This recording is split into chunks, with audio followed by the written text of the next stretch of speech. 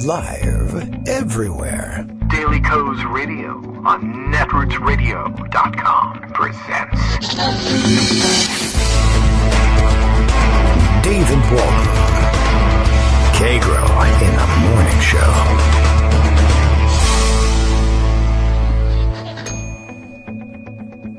Now, here's David Waldman. Hey, good morning, everybody. How you doing? It is Thursday, April 25th, 2019. Time for yet another show. It just keeps coming over and over again. Do I want to install the updates now? No, I probably don't. I think I'll just have this conversation with my computer now. Why not? Okay, look, we'll come back later, okay? Understand me. We can't do updates. There's no way. There must be some way to turn off update alerts between 9 and 11. I'll have to look for that one. All right, time to go. There might be a way to turn off the presidency of Donald Trump at some point in the near future as well. We'll be looking for that and updating you on our progress towards that end. Much to take in today. The activity continues hot and heavy, as it were, and the drive to replace Trump in the traditional manner, that is by leaving it up to voters at the ballot box and all of that nonsense, continues apace as well. Joe Biden making it official today, I guess this morning, at least as far as I'm concerned. When I turned on Twitter, that was it. He was running for president. That's when I learned it. And, if it's any different for you, let me know. But, let's see. Does he have a campaign song yet? Because if not, it can't possibly be official. The critiques already rolling in. Not much in the way of accolades. Although I did see this was very interesting. This is like reading Yelp reviews or reviews of anything else, for that matter, online. First 3-4 comments I saw were along the lines of, well, I probably won't be voting for him, or he's not my favorite candidate, but this campaign rollout video is excellent. It's well done. This is the way it ought to be done, and it shows he's a serious candidate, yada, yada, yada. And then about 3 seconds later, began seeing the people reviewing it saying, this campaign video sucks. I mean, it's terrible. Total disaster. So I don't know what to think. It's just like the online reviews of just about anything. You can get the extremes of both sides, if you will, within seconds of logging on to check the whole thing out. So anyway, just thought that was perhaps of some interest to the rest of you as well, and we'll discuss it, I'm sure, later on with Greg Dworkin. Watching, other developments in the last couple hours. Let's see, I don't know. The president is rage tweeting about something again. I don't follow him. I depend on the rest of you to retweet what he has to say, and probably we should stop doing that at some point since we know he's so sensitive about his follower account. But, I don't know really what's the difference. One, he doesn't notice whether it's up, down, or sideways. I'm sure he just yells about it. He wants it to be higher. Second of all, he'll probably just yell about it regardless, no matter whether it is up or down. Either way, he'll just be mad about it, and he'll lecture people about it. So I'm not certain we can have a real impact on his psychological state by having fewer followers retweeting him. I think it's just going to be, that's going to be his psychological state all the time. He's going to be angry about his lack of followers, even if he has 10 billion. So I'm not so certain how effectively we can combat him by refusing to retweet him, but probably in general it's a good thought in terms of just keeping the noise level online down. I think it's always a good idea to turn down the volume on the guy, and he's not going to change his mind just because I yell at him on Twitter either. All right. Greg Dworkin is probably answering the phone or wishing people would stop calling in the background. But we are ready to dock with your raft of stories whenever you're ready, Greg. And maybe just a second. Are you muted still? Yeah, well, there's 4 rings, so I got to wait for those 4 rings to go away. Right. I don't know. There I don't really know what should it be is, only somebody one. Always calls it 905. Yeah, and it's probably a telemarketer too. It is. Yeah. Well, that or somebody asking for money for the Democratic Party. Put him on Party. the air. All right. What do you want from us today, scammer? Let's see. Yeah, gee, 202. I wonder why Washington is calling. They must want my advice on flu policy or health care or something. It's the Daily 202 I better pick call. up the phone and talk to them because otherwise, I'll miss my opportunity to influence what happens in American politics. Your seat at the table. That's the Daily 202 from now on. You know what's really bad? They call you. How long should I think about it? I turned 65, and so I'm a senior, so now everybody's going to try and scam me, and the number of calls I'm getting on the landline has gone up times 10. Yeah? All right, so you're now eligible Hi, this for is your credit card scamming. company. There's nothing wrong with your card, but we're calling you to alert you to the fact that... Yeah. Shut up. Give you shut up. A big print credit card next. Yeah, something one like of those. that. If they ask you if you want a medical grade back brace, don't take it. Right. Or a chairlift or, all sorts of stuff I'm starting to get ads for. So, cool. Joe Biden is jumping in the race. I think that's the big news for today. Yeah, he's will 85, dominate for 24 hours, even more so than Dems in disarray about what to do about impeachment, which is a backhand way of saying the Mueller report is really bad. So why doesn't media just say the Mueller report is really bad? The media should say that. The media is really why bad. don't I start with that? Because we'll get to Joe. There's a lot to talk about Joe. This is John Storr, and he has an interesting observation here. He says, part of the challenge for the Democrats is getting the Washington press corps to understand fully that the president's 40% approval rating, give or take, is not simply the result of voter approval. Oh. It's the result of an international right-wing media apparatus, primarily Fox, that lies and propagandizes for the president to keep him in power. Moreover, this media apparatus is amplified by a Russian government that's come to recognize common purpose between the Kremlin and the Republican Party. The Washington press corps doesn't see or will not see the magnitude of the problem. As a result, the press tends to look at the debate over impeaching Donald Trump as a constitutional argument entirely contained within the Democratic Party, which, of course, is not the case. That's why they New York Times ran 3 stories this week about Dems undecided about what to do about, well, they're supposed to be undecided. You're not supposed to make up your mind and then charge ahead. You're supposed to charge ahead by having informed, thoughtful hearings and discussion and then decide what to do. Seems involved and difficult. Well, it's difficult to cover, right? So, it's much easier to say they haven't decided yet, therefore they must not be united. Okay. Decades of information warfare by a right-wing media apparatus that's not an overstatement, joined later by Russian operatives seeking to violate American sovereignty, have created new political conditions in which normal intra-party considerations often don't apply, and continuing to apply them warps reality.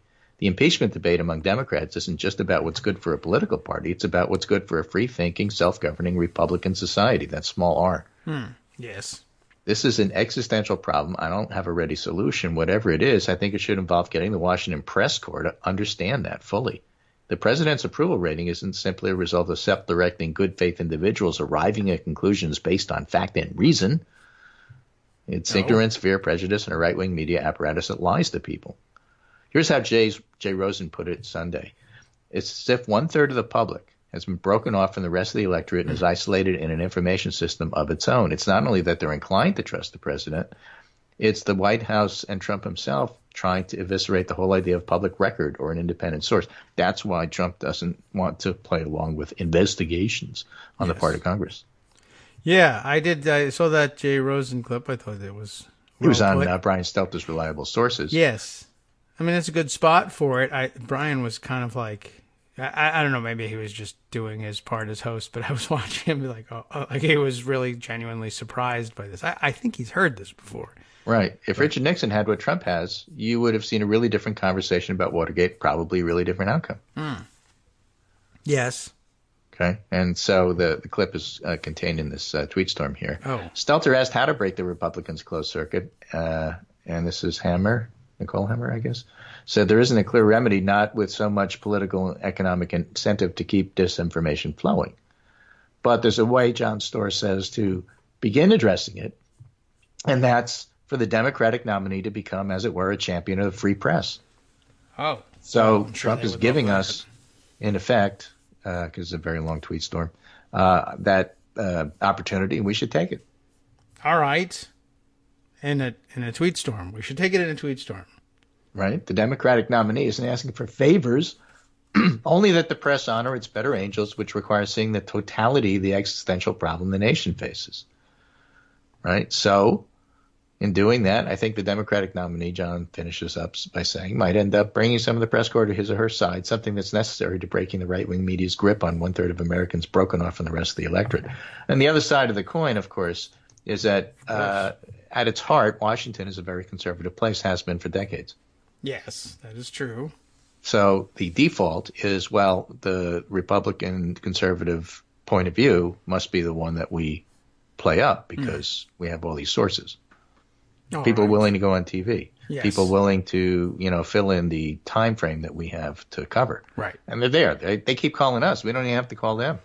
That's true. And I know what they're going to say. They're reliable. They're predictable. That's what I need. I need filler. So let's call them. Yeah, I mean, my job is to make sure there's a suit on set to say things. Yeah, and I know which side, and I know, we're going to get both sides because I've asked for it. Mm-hmm. So we'll get both sides from the same side because they're the ones who make themselves available. That's why we have 2-1 or 3-1, Republicans on the Sunday shows.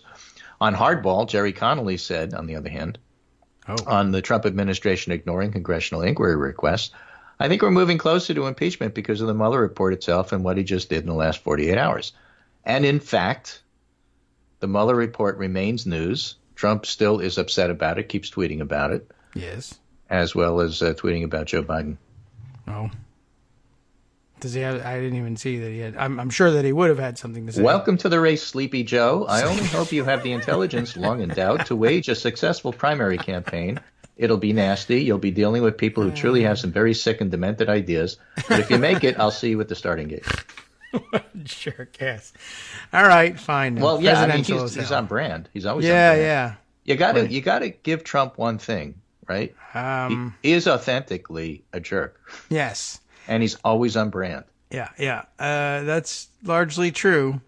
I guess his best, I don't know. I mean, maybe it's not off brand. It's hard to tell with him exactly. I mean, you think he's got the strongest brand, but then I'm thinking of his. I didn't say the strongest brand. It's just the solid brand. I mean, everybody not the knows best what brand. it is. Yeah. That's what I mean. When I say the strongest brand, I mean, you only need to flash a bit of it for people to say, that's Trump right there. That's very Trump. I can't believe he hasn't done that. He's got a strong brand like Nickelback has a strong brand. Yeah, I guess so. I just keep thinking of that snippet from the Mueller report where he finds out about the investigation and says, "Oh my God, that's the end of my presidency. I'm effed." I can't decide whether that's Trump or maybe that's the true Trump. They're already making coffee mugs with that on it. I'm effed, Donald Trump, and that's the whole coffee mug. I think is great. Well, all right. So where is this tweet storm? Where might I find this one? You sent out a link under Robert Mann, and then I have the actual tweet there. Okay. Robert Mann says, "Trump to Biden, welcome to my sewer." Okay. All right. Yep.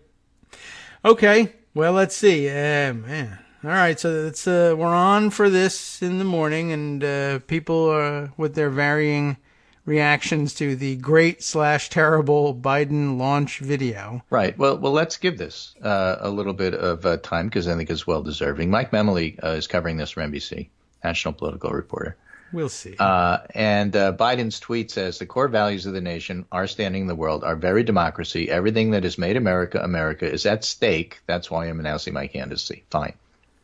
Okay, Memoli notes. The first words of Biden's announcement video, because the video goes with this, we're not going to play it, Charlottesville, Virginia.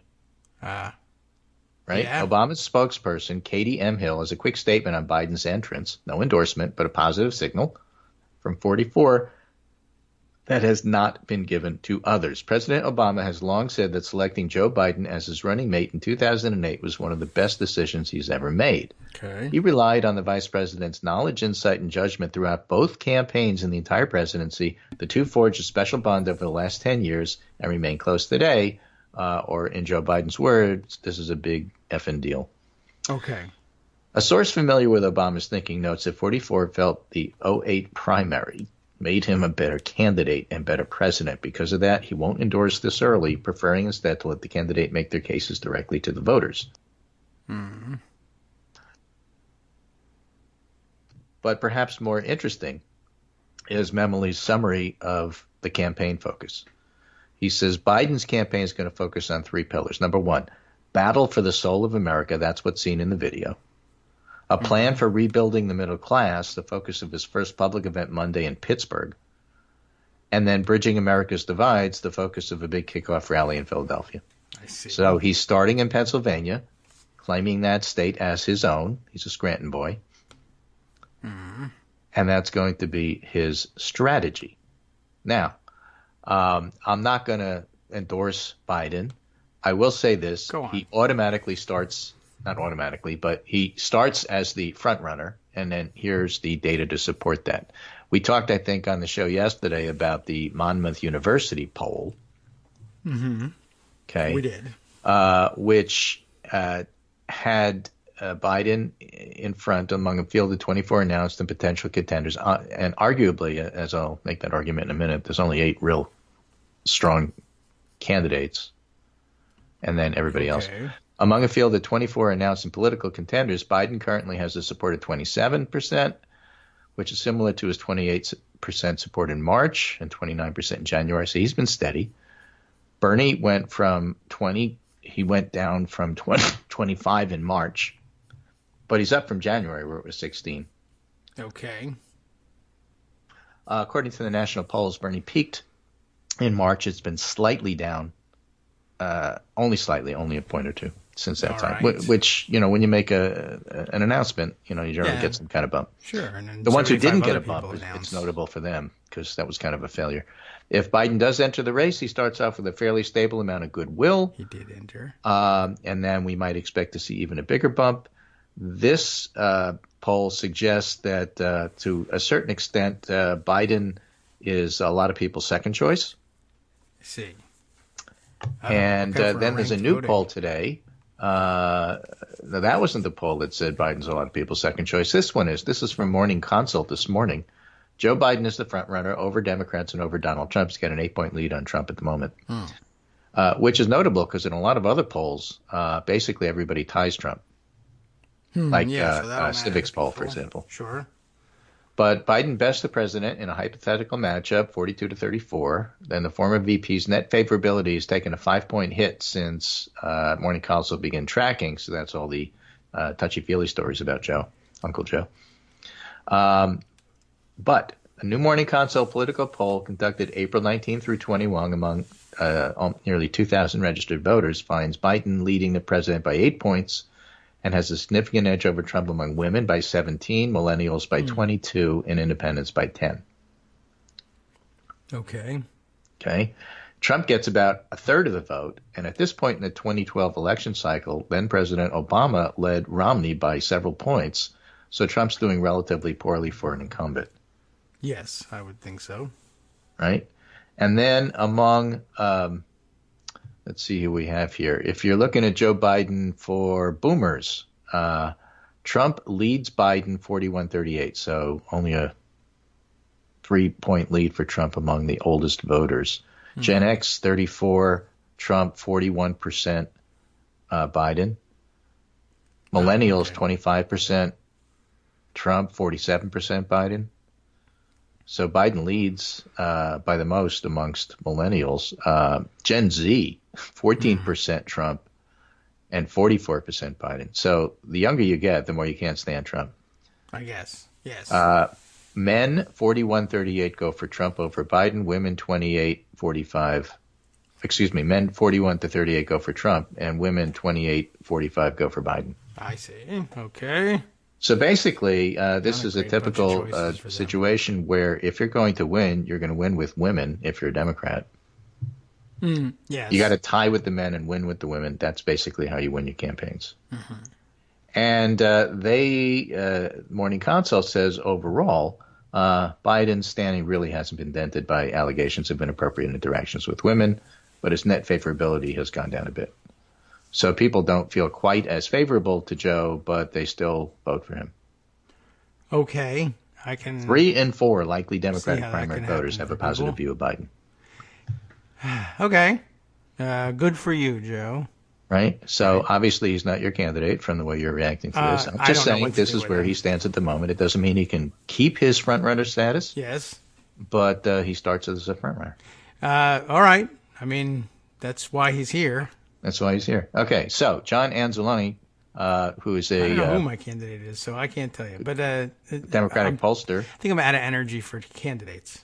Yeah, I know. But it's, it's like watching the State of the Union. You're going to have to come around to it eventually. He was going to have to get in eventually, and I should have saved some energy for that. Think of the bright side. Okay. All right.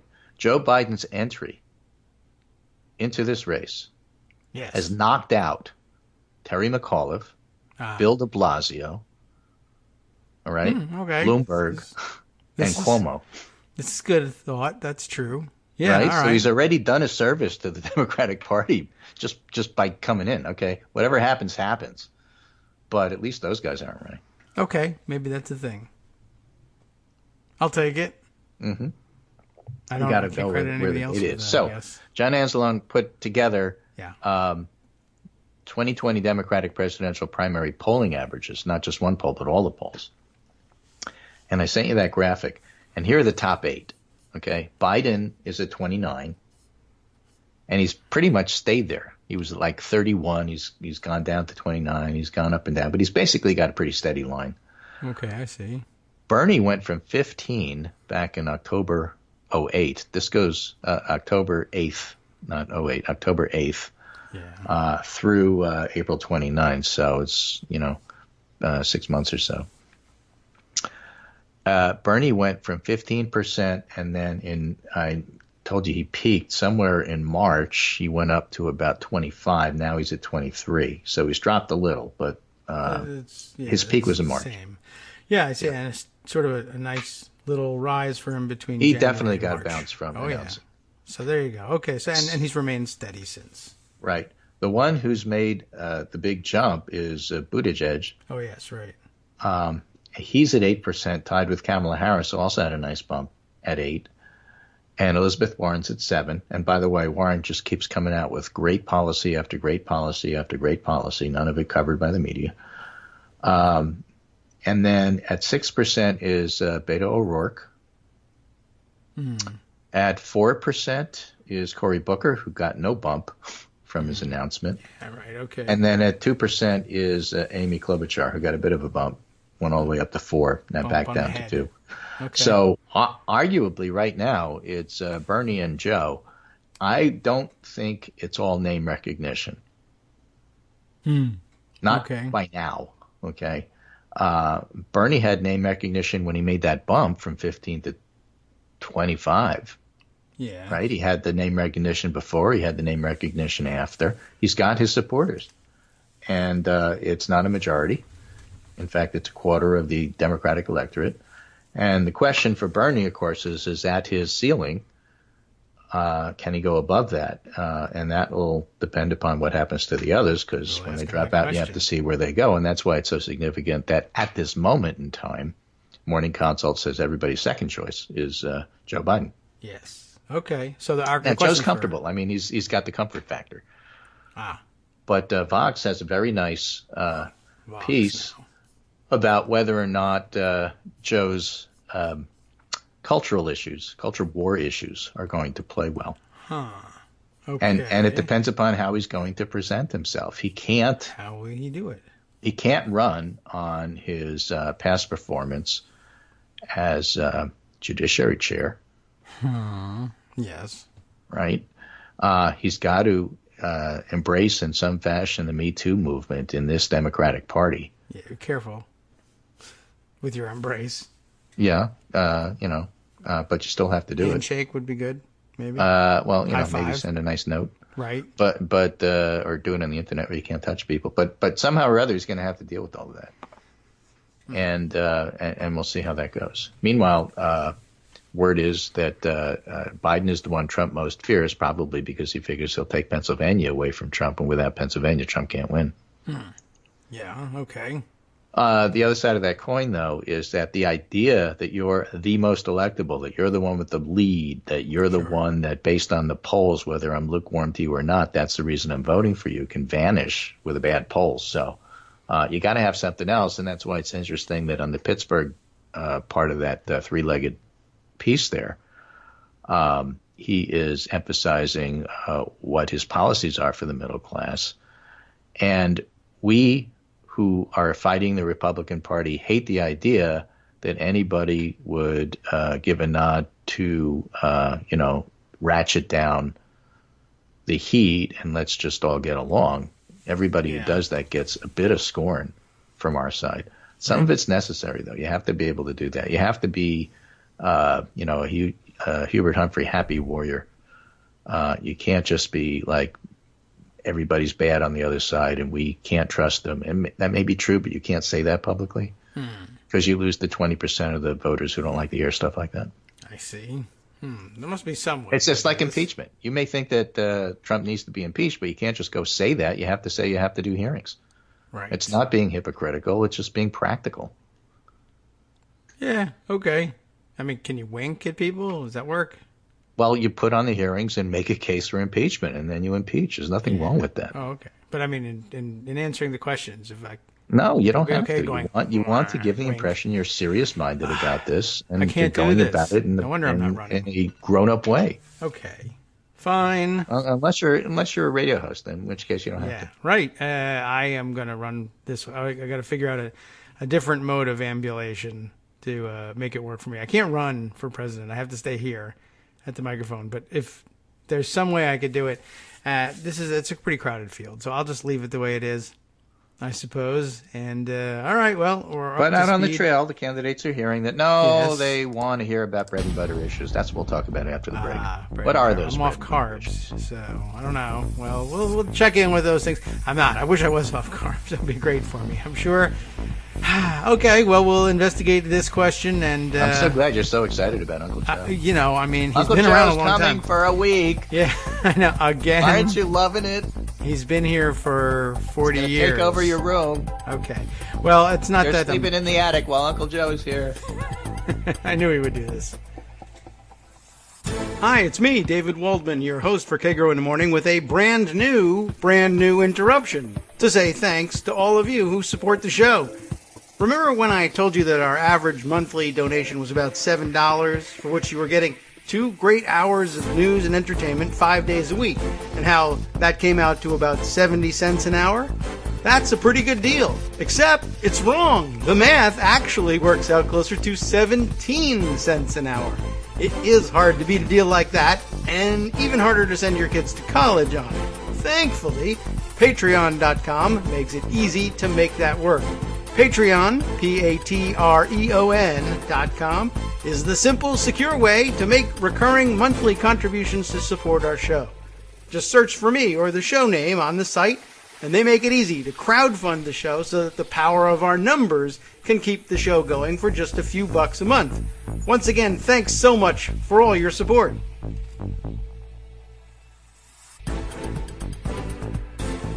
Welcome back to the Kagro in the Morning Show here on Netroots Radio. Here on Netroots Radio with Bernie Sanders. I don't know. His voice is in my head playing this Larry morning. David, because how could you not? Enough about my ceiling. Enough. Okay. Well, I'm glad he's in the race because that's another voice they can do. So that's good news. But Joe Biden has to work Speaking of on. which, and I said to David this over the break, in addition to knocking out 4 candidates I really didn't want to see run, the other thing that Joe Biden's going to bring to this race, which I think is good, is that, and this is unfair, Pocket squares. and I understand that it shouldn't be, but this is reality. What he says is going to get covered by the press. Unlike, let's say, fantastic policy pronouncements by Elizabeth Warren or Kamala Harris, they don't get covered. Everything Biden says is going to be covered in a way that the other candidates don't get covered. And he could do the Democrats a service by bringing policy and even bringing the other candidates' proposals into a better light that at least gets covered so that people know what's going on. On the campaign trail, all the Democratic candidates and the reporters who follow them say impeachment doesn't come up. They want to talk about kitchen table issues. What do they mean by that? Yes. They mean, the Stop and Shop strike just got settled. People got a decent coverage, or at least, preserving what it is that they had. These are the things that workers actually care about. Another thing they really, really care about is health care. And Kaiser Family Foundation has a new poll out yesterday. Addressing health care costs are on the forefront of the public's mind when it comes to the priorities for Congress, with far more Americans saying targeted actions on prescription drug costs, 68%, protections for pre-existing conditions, 64%, and surprise medical bills. People hate surprise medical bills. I went to the ER and my insurance said this hospital was covered, but I got there and found out that the ER staff is hired by a private company, and so I got a completely separate surprise bill, also from the anesthesiologist and the radiologist, none of whom are covered by my insurance, even though they're at the hospital that I said I wanted to have covered. That's a surprise medical bill. That would be a surprise, and I guess that happens a lot. That must have happened to people you know, if not you. Sounds like you're very familiar with it. Those are the top priorities for Congress. Now, what are not the top priorities for Congress? What aren't? Not. Broader reforms like implementing a national Medicare for all plan, 31%, or repealing and replacing the Affordable Care Act, 27%. All right, well, sure. Okay, people want specifics. They want drugs to be cheaper. They want pre-existing conditions to be preserved. And Democrats did a good job of highlighting that in 2018. They need to do it in 2020. And then add that surprise medical bill thing. Now, in light of recent legislative activity surrounding surprise medical bills, Kaiser Family Foundation polling finds broad support across partisans for the federal government taking action to protect patients from having to pay the cost incurred from an inadvertent out-of-network provider, including during a medical emergency and for treatment by an out-of-network doctor or specialist. Partisans disagree on who should cover the cost. Few say the doctor or provider should solely be responsible. The public's divided whether the insurance company alone should cover the cost or if the insurance company and the doctor or provider should share in covering that cost. So Americans are saying, I don't really care who pays as long as not me. That's always a popular thing to run. Joe Biden should pay. Right. A majority of the public, 56%, favor a national Medicare for all plan, and half holding favorable views to the Affordable Care Act. So the Affordable Care Act is popular. 4 in 10 hold unfavorable views. So it's basically 50-40 in favor of the Affordable Care Act or Obamacare. And in fact, it's growing in popularity. Okay. Medicare for all plan, 38% say no. The Affordable Care Act, 38% say no. 38% is basically Trump's base. And I would remind our listeners that alone is not enough to win on 38%. So these are the kinds of things that people care about. Now, here's an interesting poll. This is from South Carolina, a more conservative state. Latest Winthrop poll out today cover healthcare and reparations. Okay. Just South interesting Carolina things, interesting topics poll. in the All news. right. A third Winthrop poll respondents in this conservative state of South Carolina, a third are strongly in favor of getting the health coverage from a single government plan. Okay. And 38% strongly oppose. Okay. So on balance, it's close. A single government plan is a loser, but it is close in a very conservative state, which I think is fascinating. Yeah. Now, one solution that could work, according to this poll, and this is in the write-up, and is supported by more than half of South Carolina residents, is a government-administered health plan where individuals could keep the coverage they have if they prefer. That's also known as a public option. Yes. All right. So that's very popular. Sure. I would think that sounds nice. Right. We on the left and Democrats saying, well, that's old stuff. That's Joe Lieberman stuff. We've moved beyond that and we're moving to something else. Actually, the public is really into that now. Well, yeah, I mean, you can have whatever you want. We're always 10 years ahead of where the public is. But, for right now, if that's what you're running on, it would be a very popular thing. And some of the plans that people have offered have that sort of, you can keep your insurance, but you have this other option. And if you look at the 9 plans that are offered by various and sundry people, it's done in different ways. Okay.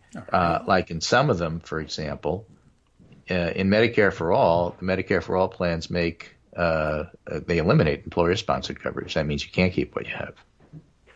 Yes. In Medicare for America, The plan lets employers continue to offer coverage to their workers so long as it meets certain federal standards, but it would give employers an option. Don't offer coverage, just give a payroll tax. Okay. The other fascinating thing about Medicare for America is it also says, by the way, anybody born now is going on this new Medicare for America plan. They don't have the choice of employer-sponsored insurance. So over a couple of decades, it's going to disappear. Okay. But we'll do it gradually so you guys don't feel like you're losing something. You won't know. The people for a who while. are growing up getting it never had it, so they don't know what they're losing. Right. If you're just born now, it won't even occur to you until much later. Right. Merkley and Murphy offered something called the Choose Medicare Act. All right. Right. Under their Medicare buy-in framework, workers could leave the company's insurance for the new public plan, but only if the employer decides to allow it. Otherwise, they'd be shut out. So the employers can switch to Medicare.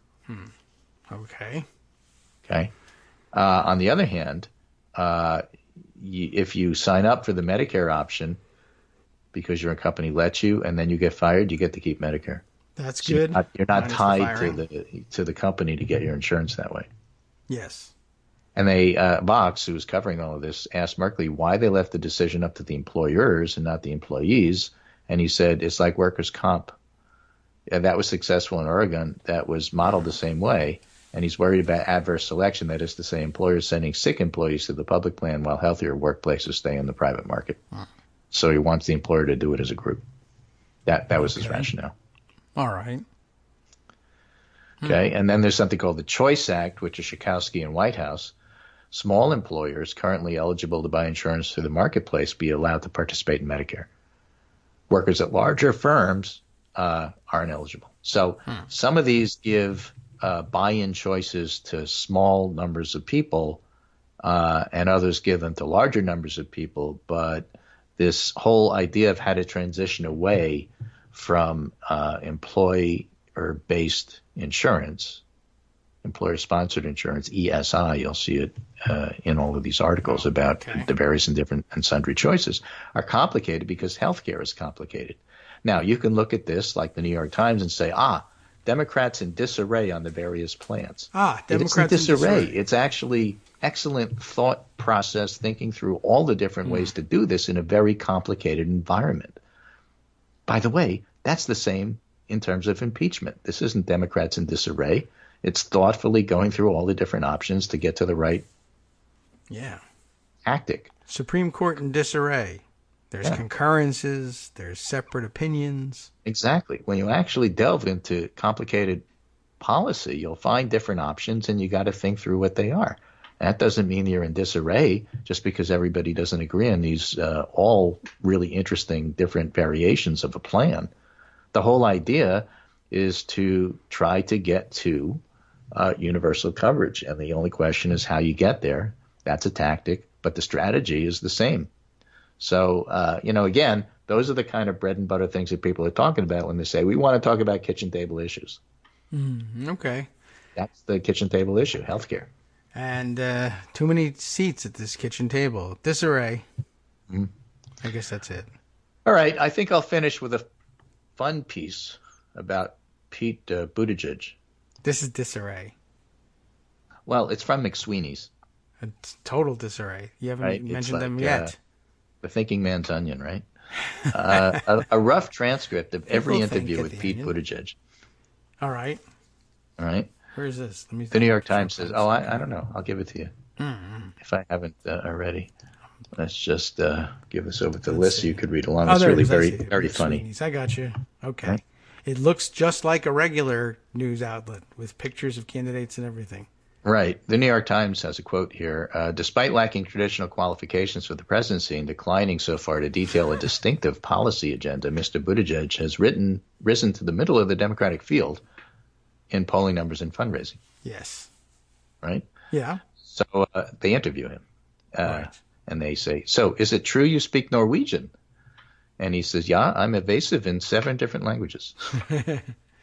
How do you plan to tackle income inequality? Well, if I may, I'd like to speak to that very specific issue with a few glittering generalities. Freedom, democracy, bridges, And Excellent. when they asked him to elaborate, he says, well, optimism, honesty, and also a child's lemonade stand. What? All right.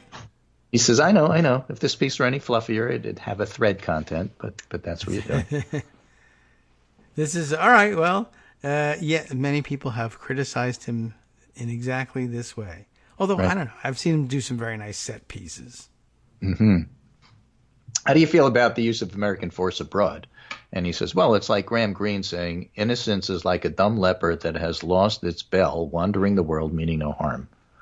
Now, I wrote my thesis on Greene at Oxford when I was a Rhodes Scholar, but I don't like to talk about that. Here's a hard copy of my thesis. You can keep that. I've got tons more. All right. Man. Right? But at my You core, should I just just want drop people to know I'm still just a simple corn-fed farm boy who went to prep school in Harvard and used to dress up as a politician for Halloween.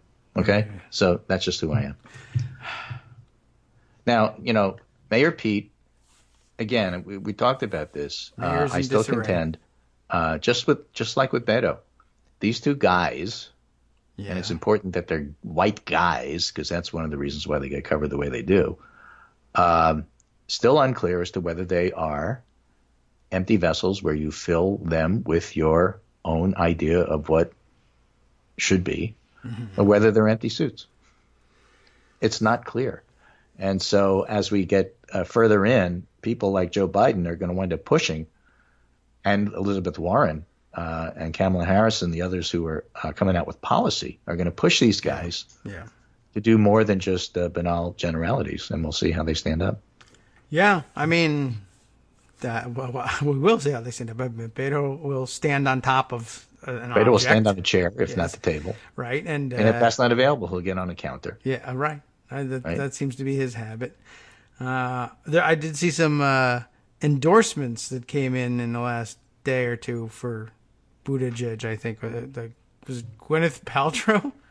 I mean, Yes. that's sort of out of left field. She's going to do a fundraiser for him. I think, on the whole, Mayor Pete is edging out Beto on the empty suit, empty vessel lane.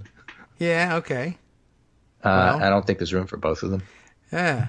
Right. Even though the suit's empty, it's just not big enough. Yeah. Well, that's the bracket, I think. you get one of those horse It's costumes going to be Mayor that Pete can coming fit out of in. that bracket. Looks like it. Right? Joe Biden's going to come out of the traditional politician bracket. Yes. Bernie's going to come out of the Bernie bracket. That's true. He wins that bracket. It's my bracket, It's my bracket. but it's not about enough me. about my bracket. It's my bracket, okay? Let's move on and talk about other things like millionaires and billionaires. He wins And just then, on voice. and then there's the other bracket, which I think is going to be the interesting newcomers: Warren, Kamala Harris, Cory Booker, Amy Klobuchar, and then we'll see who wins. Yes, that may have some sub brackets in there somewhere. Maybe, but again, there's not going to be room for everybody. There's only one person can win, and we'll see. I think we should all win. We should. We're We're all winners here. But one of the other sides of That's the coin socialism. is it going to be 2016 with scorched earth kind of campaigns? If that's the case, that's bad. Yeah, that would be troublesome, to say the least. I wonder whether Biden refrains from that. Can he be the friendly guy that just likes, I just love all these Democrats. It's terrific. Well, I would remind you of the Biden-Paul Ryan debate. All right. He, I at need that reminding. time, I don't know if he still has it, but at that time was pretty skilled at putting a knife in somebody with a smile. Yes. Guy who was a Republican. Plus, it was Paul Ryan on top of which, it was easy enough to do to a Republican. But boy, did you want to do it to Paul Ryan? But, Biden came into that debate on attack mode, and he did fine. Yeah. And, he It's not that did he fine can't with a do it. smile. And it's not like you walked away saying, oh, that guy's a real jerk. Yeah, and I think that's a lot of his appeal to a lot of voters is that he's got some experience in stabbing people and has a sharp edge to him, but is somehow remains relatively likable. And I think that plus, I think people just see initially, wow, he polls ahead of Trump initially. I like that. That's what I want. Right. Well, anyway, while we talk about Joe Biden's prospects and while we make affectionate fun of Mayor Pete's interviews, Yes. Elizabeth Warren rolls out a plan to reward hospitals that make childbirth safer for black women. That Financial sounds like incentives a for them great to do thing right to and do. penalties if they do wrong. Huh. Very straightforward. She's got amazing policies coming out. Yeah, is that? I mean, I know that that's an issue. It's never really occurred to me that that was something that you could that you would address with rewards and penalties. But I don't Well, see nothing else what has else worked do up you till use? now. Yeah, Why don't you do that? Right, but okay. Well, I'll read it. Why don't you set up a consumer finance board that protects people from getting ripped off by credit cards? That would be a good idea. I dare you to do it. It was once a good idea. Oh, as a matter of fact, it was her idea. No. Well, she should do that then. Right. I'm all in on Elizabeth Warren's policies. I see. Okay. Well, I don't know if she's got the politician side of it to pull this off. That's okay. It's ultimately sometimes that's not necessarily what you're there for. I mean, you try that way. It's the best way of getting your policies implemented is to be the person who decides what to implement. Well, the other side of the coin, though, is that, and this is not a new observation. We've made this for years. Right. During Democratic primaries, it's not unusual, and Obama and Clinton did this all the time. They would steal each other's policies. Yes. Take the best ones. Right. And I imagine that'll often be Obama's happening. Stealing Clinton's. But that's okay. It doesn't matter. So many policies available for theft, she'll be providing policy platforms to everybody. It's a feature, not a bug. Yes. And at the end of it, you wind up with, hey, here's my list of policies as a Democratic candidate that I support. If Elizabeth Warren wrote 90% of them, that's fine. Yes, and she may even end up in a position to implement She may be in a a position to advocate for herself, but if not, it's still fine in that regard. She may be in a position to implement them on behalf of someone else. Is it fair? True. No, but that's the way it works. Right. So we'll hope for better, and we have a chance to make better. But if somehow it doesn't work out better, we can at least, if we could have the policies, please. This is why she writes them down for us, in case she's rendered otherwise unavailable to implement them herself. We can still pick them up and run with them. Right. Meanwhile, I see after Joe Biden's announcement, we had Trump's reaction. Now we have Justice Dem's reaction. While we're going to support the Democratic nominee, we can't let a so-called centrist like Joe Biden divide the Democratic Party and turn it into the party. No, we can't. All right. Okay, I dismissed that. But just, they're in with their statement, everybody. Yeah, we totally want to support anybody who wins, particularly if it's our candidate and not if it's any other candidate. Thank you so much. That's exactly what we need. Well, we can't let them, whoever it is, turn it into... We can't let somebody who's ahead of us in the polls, take this nomination. Yeah, we can't let anybody turn it into a bacon double cheeseburger, right. Because that's bad for you. Okay, all right, I won't. Anyway, that's where things stand as of today, and we'll see what happens on Monday. Everything might change. Yes, possibly. Who knows who could declare for president between now and then? Well, it won't be Cuomo, and it won't be Bloomberg, and it won't be de Blasio. Right? Call if you're thinking he could change his mind. So we're already better off. Take care, and I'll talk to you on Monday. Okay, very good. What are you going to talk about for the rest of the show? Pete Buttigieg. Probably.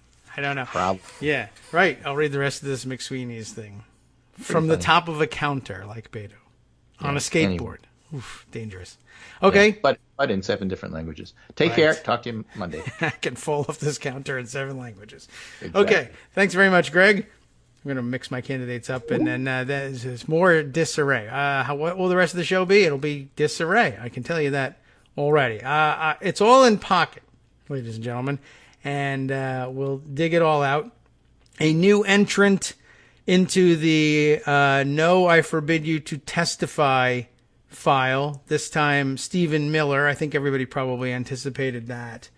And by the way, it's not any of these potential witnesses so far issuing their own refusals. It is usually the White House refusing on people's behalf. This, I don't think, is any different. I happen to have the Hills report on it here. Tal Axelrod, who says, I don't know whether Tal says it or not, but the headline says, White House denies Cummings' request for Stephen Miller to testify on immigration, according to reports. And I've always found that kind of interesting. That's the headline, and then : reports. Well, I would assume you got that from the reports of people, but it seems like a waste of ink. But since it's all online these days, it doesn't matter. The White House is denying a request from the House Committee on Oversight and Reform for senior advisor Stephen Miller to testify before the panel, according to reports. This is probably the best founded of the various privilege objections. The objections by the White House to having former staffers or even former federal government employees, people who've left the federal government service, very weak claims, and they're contestable, of course. And by which I mean, I did get some questions over Twitter in the last couple of days from people who say, I thought it was the rule that you couldn't assert executive privilege in thus and such a case. The answer for all of these cases is, yeah, normally that's the accepted precedent. You can't invoke executive privilege for many of the things that are happening now, but that what that's meant to mean is you have a very low likelihood of success, so low, in fact, that in some cases, some lower profile cases probably, with lower profile complainants or respondents, you could find yourself sanctioned by the court for making such a frivolous claim. But one, it being the president, that's unlikely to happen. But the truth is that you might even be right, that the precedent is so strong that the president's contention that this precedent doesn't apply to him is inapt. It's just a foolish, frivolous waste of time. And that's part of what they're after, is a waste of time. They want things to drag out. And can you assert the privilege? Ultimately, the answer may be no. But for now, the answer is, I guess he's going to, and we have to now wait for a court to get around to scheduling briefings and arguments and then rendering a decision about whether or not the president was right or wrong. And depending on what they have to say, like if they say, nah, the precedent stands, that's true, you can't assert executive privilege here, then the president will be asking, well, what does the appeals court say about this? What does the Supreme Court say about this? They might go on and on forever. Anyway, just so we're up to date then on the latest, it is Stephen Miller will be the one not showing up for right now. Somebody, I think a lot of people would like to see imprisoned for contempt of Congress. Don't know if we'll ever get there.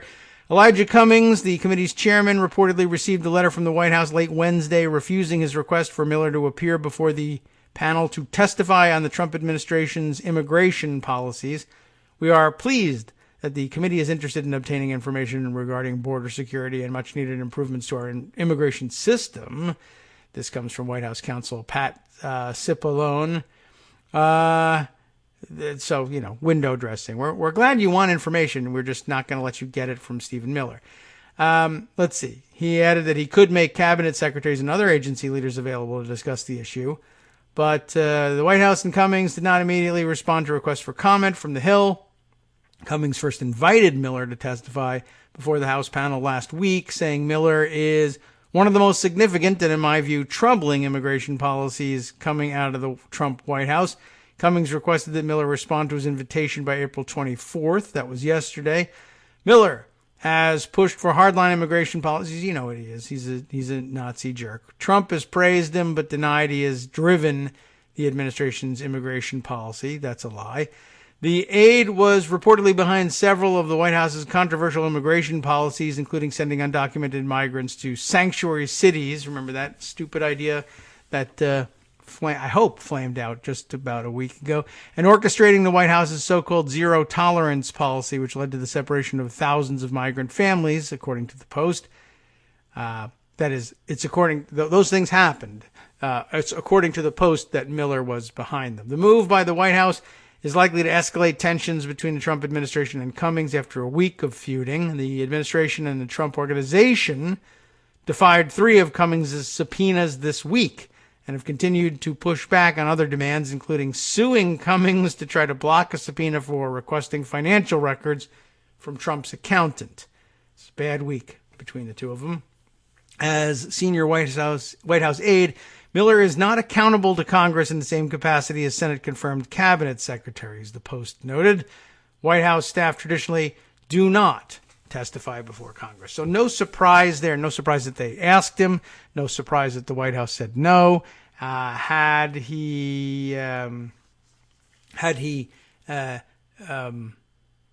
not been, or I guess had it been a subpoena and not a request, the refusal would likewise probably have been the same.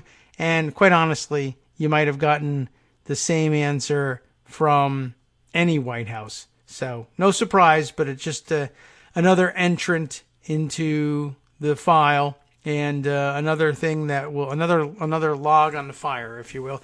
And people will point to it and say, this is building to a head at some point, and Cummings is going to have to do something. All right. So I think we're up to speed on the people who are currently refusing calls for their testimony.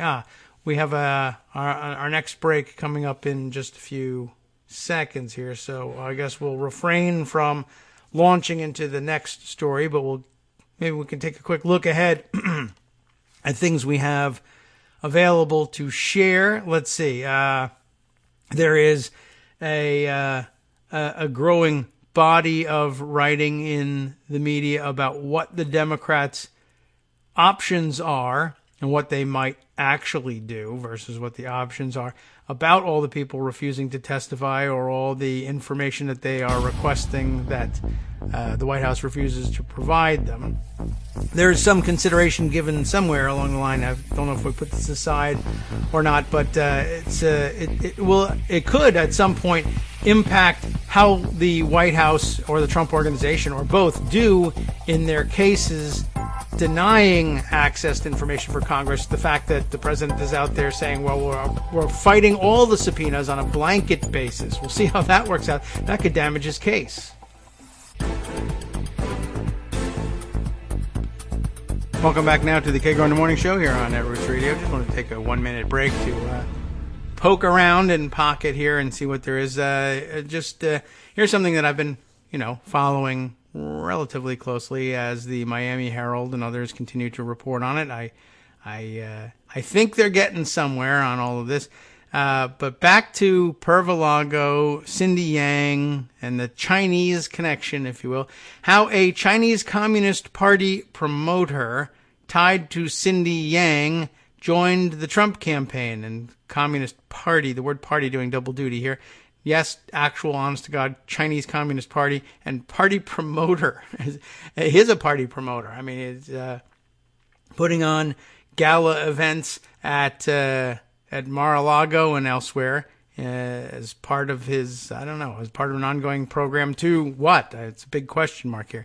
Sarah Blasky, Caitlin Ostroff, Jay Weaver, and Nicholas Nehamas are the reporters for this piece out yesterday in the Miami Herald.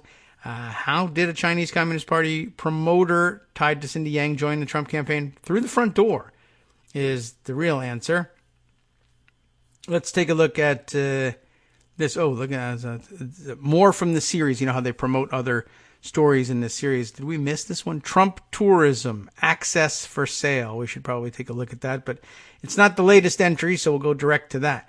Several dozen people, the story begins, most speaking Chinese, gathered in a rented-out room on the ground floor of New York's Trump World Tower on October 26, 2017 for a PowerPoint presentation. My favorite place for a PowerPoint presentation. By the way, the Conways, prior to moving to the mansion next to somebody dirty and corrupt, I forget exactly which one it was, in Washington, D.C., used to be, and I guess they still own a place there, residents of Trump World Tower. Just thought I'd throw that in there. A 72-story behemoth of black glass overlooking United Nations Plaza. Trump World Tower is a cathedral of capitalism. I believe it also has a floor there owned by the Saudi Arabian embassy. Anyway, the speaker was a middle management type plucked from the bureaucratic maw of China's Communist Party. And did you hear me? I said Communist Party. Don't know if you know that, but that's socialism or possibly something slightly different. I don't know. Definitions are in flux these days. Anyway, nonetheless, to the host and moderator of the event, okay, Chinese names coming up here, Xinyu.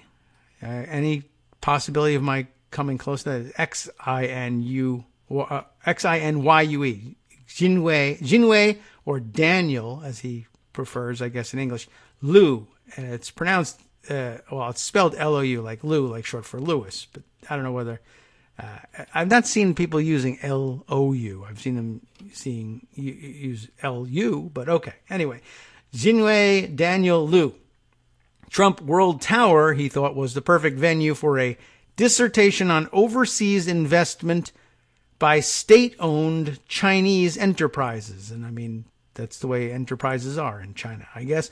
Lu is a United States-based promoter for the Chinese Communist Party and former writer for Chinese media, by the way, a job he got after graduating from Columbia Graduate School of Journalism in 1994. And he is also an avid Trump supporter, probably because of the beautiful chocolate cake.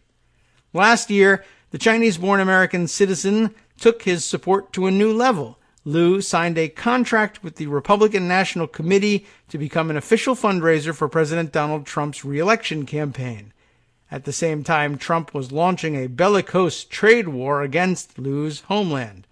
And P.S., the whole theme of this whole part is, while he was also a promoter for the Chinese Communist Party, which seems incongruous. Trump recently vowed that communism's days are numbered, excoriating any Democrat who dared espouse any hint of sympathy towards socialism. But guess what? He's a total hypocrite. Let's find out exactly how. It's a strange bedfellow's tale with national security implications. That's the problem with it. Trump needed to fill seats at private galas and campaign events, while Chinese capitalists wanted to cozy up to the American businessman turned president, an interest encouraged by a communist government looking for access. Communist government interested in capitalists wanting to cozy up to American businessman turned president. Capitalism, communism, what the hell? That's all. I don't know if they're being straightforward. I don't know if they're being honest. They just want an influence campaign. And if cozying up to capitalists is the way to do it, I guess they have a plan for that too. A 5-year plan for it. Out of this marriage of supply and demand emerged a tacitly Chinese state-endorsed gray market selling tickets to Trump-related events to Chinese business people. It's where Lu's life overlapped with that of Lee Cindy Yang, founder of a chain of South Florida Asian day spas, whose latest startup involved selling presidential access over Chinese language social media. No problems there. Lu was pictured with Yang as the two worked the door for Safari Night, a Safari Night fundraiser at Mar-a-Lago in early 2018, hosted by the president's sister, Elizabeth Trump Grau. I don't know if Grau is the right pronunciation. Grau? Well, that's the one we're going with. Through her spokesperson, Yang said she didn't have a personal relationship with Lu, but that the two attended several events together, like this one where they were pictured working together at the door, but no personal relationship. Lu, like Yang, has a patchy voter history that suggests little commitment to U.S. politics before he donned the MAGA ball cap. Before Trump, Lu had made only one federal political donation to the Bush-Cheney campaign in 2003. Since Trump, he has pumped roughly $50,000 into various Republican political committees. His support for Trump appears more pragmatic than ideological. Lu currently runs a consulting firm whose vague mission statement touts, quote, unbiased views of the world, unquote. Wow. Well, that's nice. In early 2016, he advised clients via WeChat, the Chinese version of Facebook, to buy tickets to a dinner with Hillary Clinton when it appeared to him that she was destined for the White House. It's not surprising, but there you have it. Liu once told an associate that the Republicans and Democrats are exactly the same. But the self-described serial entrepreneur told Chinese state media that Trump's inauguration was a good opportunity for Chinese business. I mean, we've always heard that before. We hear that from a lot of people from a lot of different quarters for a lot of different reasons, that Republicans and Democrats are exactly the same. What should probably be noted here is that if you are in business and your interests are business interests, you are after exactly the same thing from Republicans and Democrats. And to some extent, you might get that same thing out of them through the same methodologies, but not always. And I suspect that there are subtle differences in the ways that you most effectively extract that which you need from these two parties. And that's probably been this is probably the biggest reason for the change you see in his political behavior, is he found out that there is, in fact, now, anyway, a significant difference in the way you extract what you need from this Republican regime versus all previous Republican regimes and as against Democrats in the main. All right.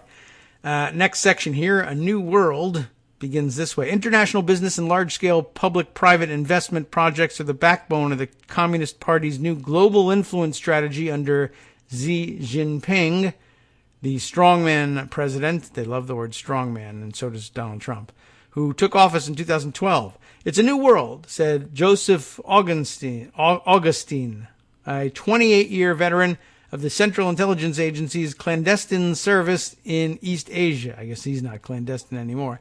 It's not communism in the Cold War sense. It's communism/capitalism under a dictatorial regime, which I think is probably worse.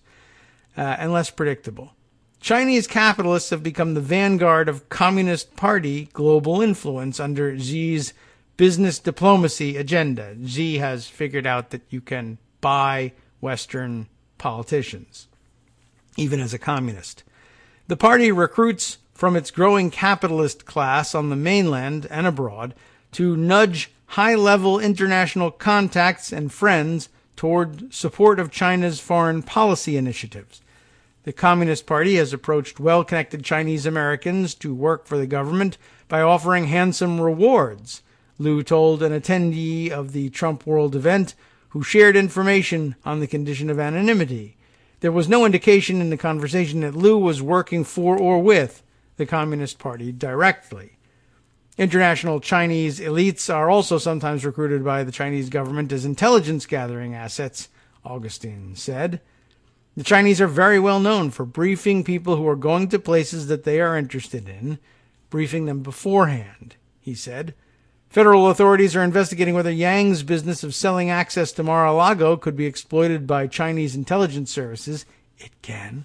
It's part of a broader investigation of possible Chinese espionage that began in South Florida in late 2018. The investigation ramped up after the arrest of Yujing Zhang, the Mar-a-Lago intruder, sort of, who a federal judge recently said was up to something nefarious when she tried to enter the club on March 30th with a trove of electronics and a changing cover story that involved attending a Yang-sponsored event. It's being treated as a national security case, although Zhang has not been charged under the Espionage Act. There's no evidence of any successful security breach, like Hillary Clinton's email server. But Trump's Mar-a-Lago presents unique security challenges given its semi-public nature and the many guests who pass through its doors. Lock him up. The President of the United States is probably the number one intelligence target, said David Criss, which is ironic, really, intelligence being targeted, but okay. He's an assistant attorney general for national security in the Obama administration and founder of the consulting firm Culper Partners. Donald Trump is very, very connected to Mar-a-Lago, so Mar-a-Lago then becomes a very important intelligence target. Through their positions as high-level fundraisers, together, Yang and Liu have brought dozens of guests to events where Trump, his family, and top Republican advisors were present, according to a Herald analysis of social media accounts. Their efforts have been celebrated by both the RNC and event planners at Mar-a-Lago. Birds of a feather, if you ask me. According to Liu's LinkedIn, RNC chairwoman Ronna McDaniel, you remember her, Ronna Romney McDaniel, offered Liu an official position as a volunteer fundraiser for Trump victory. I don't know how official that is. After Liu brought 30 Chinese guests to a $2,700 per seat fundraiser for Trump's re-election held at Cipriani Restaurant in New York on December 2nd, 2017. They sat up and took notice of that. As an official fundraiser, Liu subsequently advertised Trump campaign events across the country to his friends on WeChat. Liu told the Miami Herald that the RNC advised him not to comment on his fundraising activities for the committee, his association with Yang, or his previous activities in conjunction with the Communist Party. He should be vetted, no questions about it, said Augustine. They, the RNC, should know that they better tread very cautiously, though they will probably not. Liu recently signed on for another year volunteering with the Trump campaign, according to a post on his WeChat.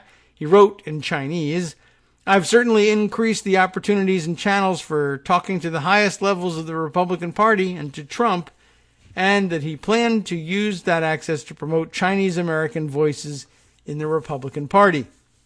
An RNC official, speaking on background, declined to answer questions about if or how volunteer fundraisers like Liu are vetted for potential conflicts or associations with foreign governments. The official offered the following statement. Members of the Trump Victory Finance Committee pledged to abide by federal campaign finance laws. In order to attend an event where they will be in the vicinity of the president or the vice president, they must pass a rigorous vetting process that is administered by federal law enforcement officials. Now, this section, intelligence gathering without, quote, spies. Scandalous stories of Russian spying have dominated the American psyche. However, according to a recent article in Wired magazine, and by the way, I think very often Republicans' own assessments that China is the real problem. Democrats very often agree. According to Wired magazine, while everyone is fixating on Russians, Chinese agents have stolen enough technology secrets to catapult the nation into the 21st century as an up-and-coming global superpower. They're professional, they're meticulous, and they're patient, Augustine said. When you compare what the Chinese have done in terms of stealing intellectual property and targeting individuals in the U.S., what the Russians have done pales by comparison. The Chinese intelligence service largely depends on its citizens to aid and abet their operations by providing information on people and places of interest, he said. Although they're almost certainly not spies in the trench coat wearing sense, Augustine said any Chinese national, or non-U.S. citizen, really, going to Mar-a-Lago or coming into close contact with Trump and his family through these events and galas might provide valuable information to Chinese intelligence officers, the real spies, whether they wanted to or not. Under China's new national intelligence law, passed in the summer of 2017, Chinese citizens and corporations must cooperate with requests from the state's intelligence service. That could mean simply providing a verbal account of who attended a particular event or handing over photos from the event, emails, or other information. Chinese law states that those who obstruct Chinese intelligence operations can be detained and criminally punished. The Chinese government would have a hard time enforcing the national intelligence law against U.S. citizens like Liu and Yang. However, that would not stop intelligence officials from trying to recruit them or others. Someone with high-level access to people close to the president would be an attractive asset. The Chinese are famous for their access agents, Augustine said. An access agent in the world of espionage is not really a spy, but someone who has access, who can provide information on people. For example, an access agent inside the RNC might be able to identify a person close to the president or his security team who has a vulnerability, a drinking problem, a lot of debt, an affinity for child pornography. That would be a big one. An affair, perhaps, and feed that information to an intelligence agent who could use it as leverage to gain cooperation, Augustine said. Gee, I wonder if they'll find anything like that at Mar-a-Lago. If Liu has an ideology, it's not political. It is to jump at business opportunities wherever they present themselves. Along with other Chinese elites, that's where he finds common ground with Trump, despite the Republican Party's traditional opposition to most of Beijing's foreign policy. Trump's obsession with winning also comports with the winner-take-all attitude of the elite in today's China, which is less communist than ruthlessly Darwinian, wrote Benjamin Carlson, a Beijing correspondent for the AFP, the French press agency, in a recent piece for the Atlantic Monthly. While Liu clearly loves living in the United States, and some of his recent posts appear critical of the Chinese Communist Party, Liu's online profile suggests he generally supports the Chinese government and fervently celebrated China's most recent strongman leader. President Xi wants to revive Marxism in the 21st China, 21st century China, I suppose. He means we certainly wish he succeeds, Liu wrote in Chinese on his WeChat profile. Liu also wrote and publicized a multi-part action plan for how his New York-based nonprofits and media companies would orient around Xi's vision for a future society called the Chinese Dream. The dream is outlined in Xi's manifesto for China's ascendance to military, economic, and cultural power, according to a review of Xi's book, also in Atlantic Monthly. They get all their information from Atlantic Monthly. During his more than 2 decades living in New York, Liu has maintained contact with the Chinese government through media connections, cultural events, and conferences promoting international investment projects. On August 1st, 2016, right around when he began to campaign for President Trump, Liu attended a gala at the Chinese Embassy in Washington, D.C. to celebrate the anniversary of the creation of the People's Liberation Army of China, which is totally capitalist, I'm sure. You don't get invited to those unless somebody personally invites you, Augustine said. He got invited by some Chinese military official or diplomat or government official. At Trump World Tower in 2017, Liu hosted Communist Party officials who promoted Xi's latest strategy for expanding China's global influence, sometimes called the New Silk Road. In one Communist Party-sponsored video, Liu called the program mutually beneficial for businesses in both the U.S. and China. The Center for New American Security, a Washington-based think tank, calls the infrastructure program a central tool for advancing China's geopolitical ambitions that could enable broader intelligence gathering by the Chinese government. Liu is not, nor has he ever been, registered as a lobbyist for a foreign government, according to the U.S. Department of Justice, which keeps a registry of all foreign agents.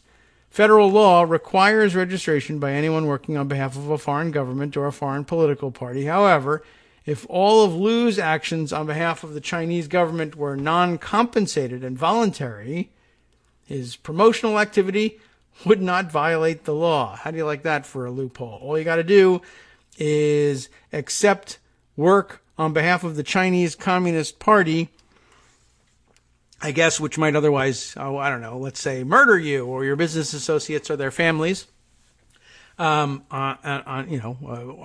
color of law. All you have to do is agree to comply with them and take no money for it, at least not from the RNC, and then or any American source, and then I guess you're in the clear. Okay, so interesting loophole, interesting exploitation of the loophole, and a good story to keep up with. There's many more, of course, closer to the Mueller report universe. I'd like to sample from a couple of those. And I guess the hottest stuff out there would be let's see. There's competing reviews of the Mueller report, which basically take the tack of here are the things that I think the rest of you all missed from the Mueller report. Not all of them are true, but everyone seems to think that somebody missed something. Let's see. There's also, oh yeah, right. I wanted to get to that. Maybe we'll mention that along the way as well. Notes to myself here. The other big news of the day was the New York Times' report on what the Mueller report reveals about Trump's fixation on targeting Hillary Clinton. Which ones should we read? And I've got, let's see. There's Columbia Journalism Review's review of the Mueller report to tell you what they think you missed. There's Wired's version of what they think you missed. And then there's the New York Times telling you outright you did miss this bit about targeting Hillary Clinton. Which one should we do? Let's start with Wired because it's got a number. 14 Mueller report takeaways you might have missed. They're hedging now. You might have missed these things. Let's see if we did. Robert Mueller's final 448-page report on Russian interference in the 2016 election and Donald Trump's apparent attempts to obstruct justice along the way takes some time to read fully. On close examination, it turns out to be a deeply compelling document full of tantalizing revelations, none of which you're allowed to see because we're going to give you another pop-up. So here we are. Washington Post book critic Carlos Lozada called the Mueller report the best book by far on the workings of the Trump presidency. It's interesting, people sort of treating it as a novel. I did see somebody say that at one point there was, I think, a Canadian judge who conducting an inquiry into some defendants' activities who actually did sort of novelize the story in an attempt to get people more interested in and get them to read it. Let's see. The New York Times columnist Ross Douthat, why is he in here, said the report is a more rigorous, capacious version of Michael Wolff's bestseller Fire and Fury. Interesting. Its 2 volumes paint a picture of Donald Trump as deeply narcissistic and incompetent, alternately conned and ignored by everyone around him. Interesting. Nearly every page of the report contains fresh insights, even to those who have closely followed the ins and outs of this complex, multifaceted investigation. But assuming you didn't spend your Easter or Passover holiday weekends plowing through it, and I still haven't, here are some key tidbits that recent headlines have overlooked. We'll see about that. Let's run them down. Number 1, this was as much a counterintelligence investigation as a criminal one. Yes, true, and I've seen people discussing that. So we haven't missed that one entirely. One of the new details in the report is that the FBI embedded approximately 40 personnel in the special counsel's office. Their role was not to contribute to the criminal probe, but instead to pore over the collected materials and pass written summaries of key counterintelligence findings to FBI headquarters and other agencies across the country. I haven't seen it put quite that way. That's nice. Number 2, Jerome Corsi isn't out of the woods. One of the most surprising decisions at the close of the Mueller investigation was the lack of further indictments, but conspiracy theorist Jerome Corsi at least appears to still be very much in the sights of prosecutors. In fact, the very first mention of Corsi's name appears in a redaction labeled Harm to Ongoing Matter. We know that because we only see the second reference to Corsi's name appear in a paragraph on page 54 in the first volume of the report. It's good backwards detective work. Elsewhere, Corsi's name is clearly hidden in other redactions as context clues make clear he's the ongoing matter under question. Number 3, anyone demanding the unredacted version of the report is stalling. Okay. I mean, I see what you're getting at. Dems have spent the last 4 days hemming and hawing about impeachment, saying they need to read the unredacted report before they make a decision. That's baloney. And by the way, whose reporting are we reading here so we can you can criticize or laud them as necessary? Garrett Graff, writing for Wired magazine. I get where he's coming from on this one. Why is it baloney? Well, for the most part, the redactions aren't that material to the underlying narrative. Mueller establishes all the damning evidence he needs to point to a pattern of obstruction in unredacted portions of Volume 2 of the report. The clear exception where redactions could shed substantial new light, the 6-page Appendix D, where Mueller lists the 12 still secret ongoing cases referred to other prosecutors. See, we didn't miss that one, did we? Throughout the remainder of the document, many redactions clearly deal with either Roger Stone or Jerome Corsi. The bulk of the rest appear to focus on operational details of the GRU and the Internet Research Agency. So I still haven't really gotten to the part about why it's baloney. Let's see. Two of the most intriguing redactions come on page 12, where the report outlines 5 or maybe 6 individuals Mueller was specifically authorized to investigate. 2 or maybe 3 of those are redacted. Because of the alphabetical list and the way the lines fall, there's a tiny 2-letter redaction that spills over into the next line. The final redacted name is almost certainly Donald Trump Jr. The other is still unknown, falling somewhere in the alphabet between Gates and Stone. I think we picked up a little bit on that, too. Hi, everybody. It's me, David. Let's change things up from the old fundraising pitch for just a minute and talk instead about how you can be a part of our show. If you've got a smartphone or any other electronic recording device, why not sit down and record a segment for us? Read us an important article and give us your take. Or read one of your own original essays, or even just give us your commentary on something you'd like to share that's important to you. Then send the file to me at kagrox@gmail.com, and I'll try and work it into the show. Short segments, a few minutes in length, are easiest to fit in. And of course, I can't always guarantee that I'll be able to play everything, but if you've ever shouted at your radio or TV about something you wish was being covered, here's your chance to change that. Make the show your own. Send your submissions to me at kagrox@gmail.com.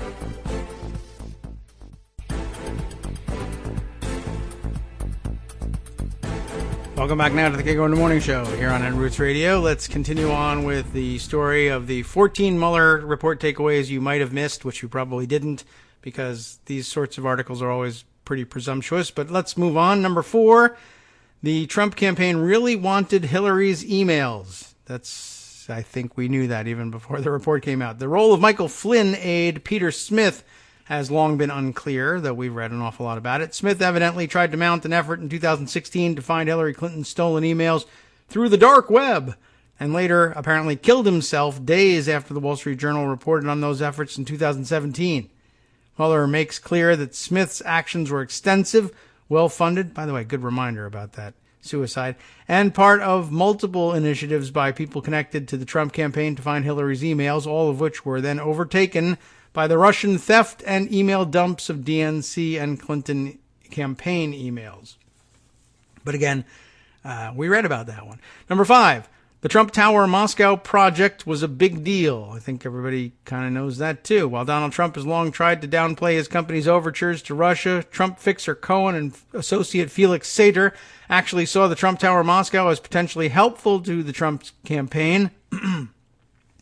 In one email in November of 2015, the day after the Trump Organization sent Russia its letter of intent to proceed with the project, a highly detailed document that outlined precisely how much money Trump would earn and when, Sater emailed Cohen, remember this one, "Buddy, our boy can become president of the USA and we can engineer it." Again, known, and known. How are they doing on their record here? We're up to number 6. Mueller never understood why Paul Manafort shared polling data with Russian intelligence asset Konstantin Kilimnik. I don't know. I guess everybody is blank on that one. There's lots of theories.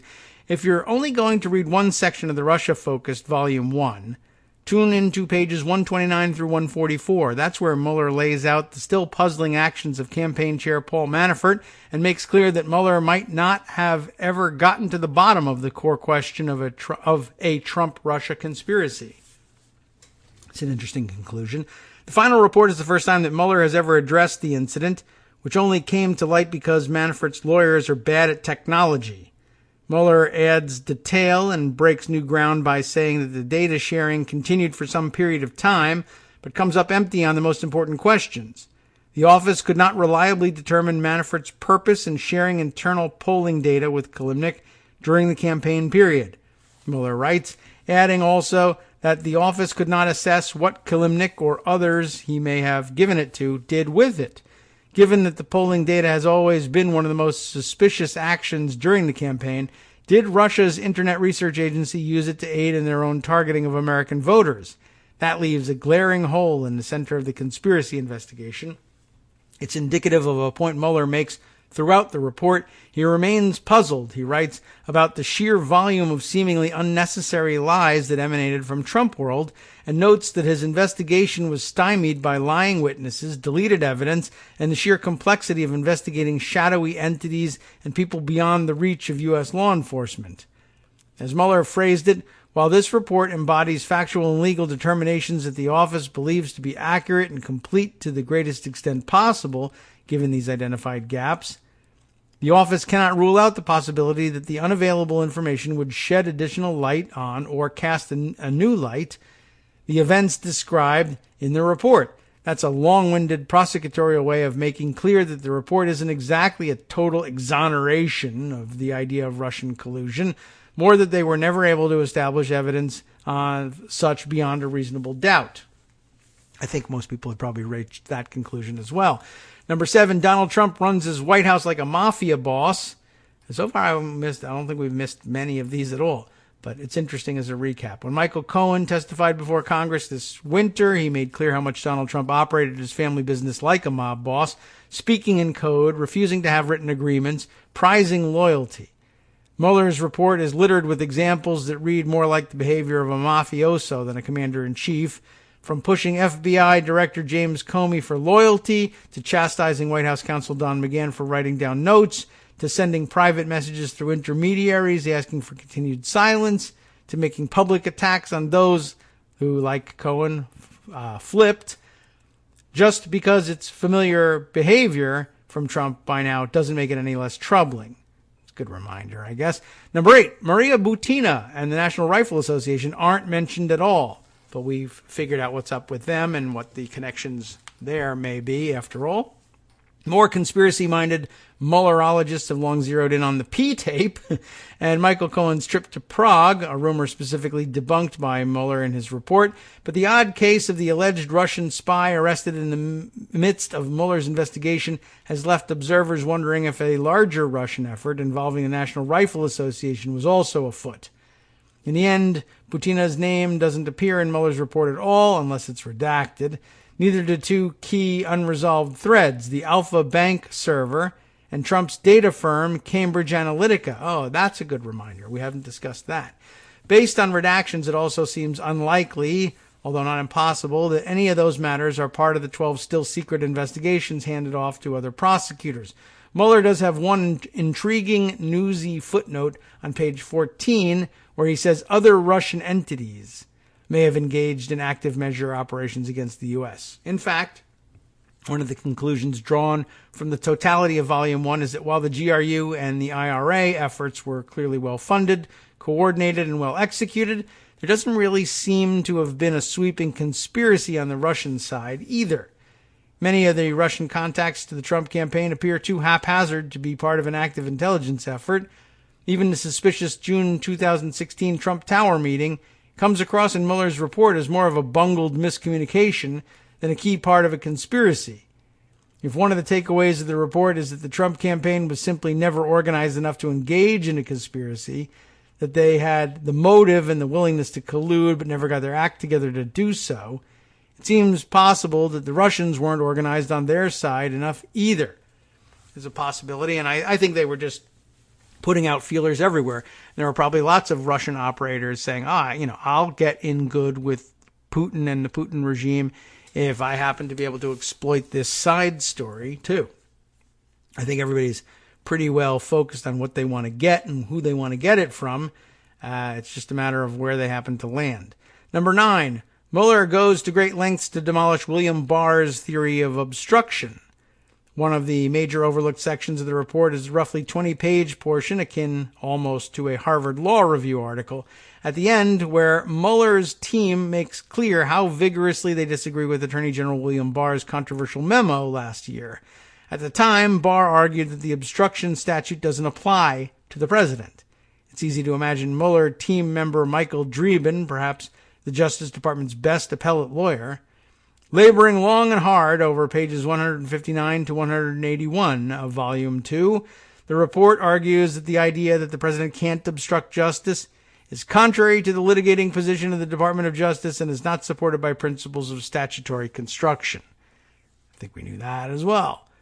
but it's well put, I'm sure. Number 10, Google was a problem for everyone.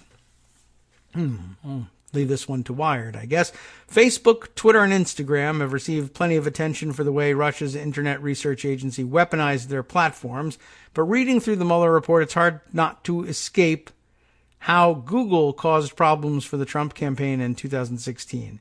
The pages are littered with examples of how the scattershot Trump team, full of neophytes, haphazardly relied on Google when they got in over their heads, and how those answers led them astray. There's the moment George Papadopoulos thought he was meeting privately with Putin's niece. He wasn't. A fact that the special counsel corroborates because Papadopoulos searched for, among other phrases, Putin's niece. Sam Clovis, the campaign co-chair, recruited Papadopoulos to the campaign after only a Google search, which showed that he'd worked with conservative think tanks, including the Hudson Institute, a credential that alone wouldn't have impressed most GOP campaigns. Meanwhile, both Ivanka and Michael Cohen struggled to understand who they were dealing with in the Trump Tower Moscow project. Ivanka getting her name back in on that one. According to the special counsel, Ivanka Trump in November of 2015 received an email from a woman who identified herself as Lana E. Alexander, which said, in part, if you ask anyone who knows Russian to Google my husband, Dmitry Klokov, you'll see who he is. You'll see who he's close to, and that he has done Putin's political campaigns. Yet when Cohen did, he somehow concluded, incorrectly, that Klokov was a weightlifter. Okay. When Putin ally and the head of Russia's development bank, Sergei Gorkov, met with Jared Kushner after the election, a meeting that would cause no end of headaches for Kushner once it was publicized, Kushner's team did little prep work beyond a Google search that determined Gorkov was a banker, leaving out his key role in the Kremlin hierarchy. Number 11. That is an interesting one. I think I'm glad we read that one. Number 11 is the U.S. has an important political and policy question ahead. Is accepting known help from a foreign power something we want to prohibit in campaigns? I think we've been on that beat. Mueller's team obviously wrestled with the help that Russia offered the Trump campaign, including the June 9th Trump Tower meeting. Similarly, the Trump campaign expecting help from Russia via the WikiLeaks dumps and perhaps even having Donald Trump solicit it with his Russia if you're listening comment doesn't appear to be a conspiracy in the way that Mueller legally defined it, since it didn't involve a formal agreement of cooperation. The president's defense attorney, Rudy Giuliani, quote-unquote defense attorney, has said as much on Sunday, telling Jake Tapper there's nothing wrong with taking information from the Russians. He continued, who says it's even illegal? It's hard to imagine that would be the GOP's interpretation if Hillary Clinton had accepted similar help from the Chinese Ministry of State Security, or for that matter, the Russian one. So maybe there should be policy changes to make it illegal before foreign governments line up behind the 2020 candidates of their choice. Number 12, the Atlanta traveler might still matter. I don't think I even know what we're talking about here. Let's figure this one out. I've always been particularly interested in the possibility that Mueller and the U.S. government has a cooperator from inside the IRA itself. One of the 3 people who traveled to the U.S. in 2014 as part of the original scouting for their information operations. Why did they even have to do that? Mueller, in his IRA indictment, named and charged 2 of the 3 travelers, but left out the third, despite highly detailed knowledge of the third's travels and role. On page 4 of Volume 1 of the Mueller report, there's a redaction where Mueller appears to discuss the details about that trip, citing harm to ongoing matters. The IRA case is continuing in court as one of the corporate entities Mueller charged has shown up to defend itself. That appears to be new, so there is some value to this. Number 13, Sergei Kislyak was perhaps totally irrelevant. One of the biggest red flags in the opening stages of the reporting of Trump's Russia ties in 2017 was how the Russian ambassador kept popping up in odd places. He met with Jared Kushner, with Jeff Sessions, and appeared, maybe, at Trump's foreign policy speech at the Mayflower Hotel in 2016. The ghost of, the ghost of Sergei Ivanovich, does swirl through the final Mueller report as the special counsel's office sought to understand his mysterious appearances, but it appears he might not really have had a role in anything of consequence. I don't know if I believe that. Finally, number 14, Mueller was deeply conservative in his approach, and I think we all did know this.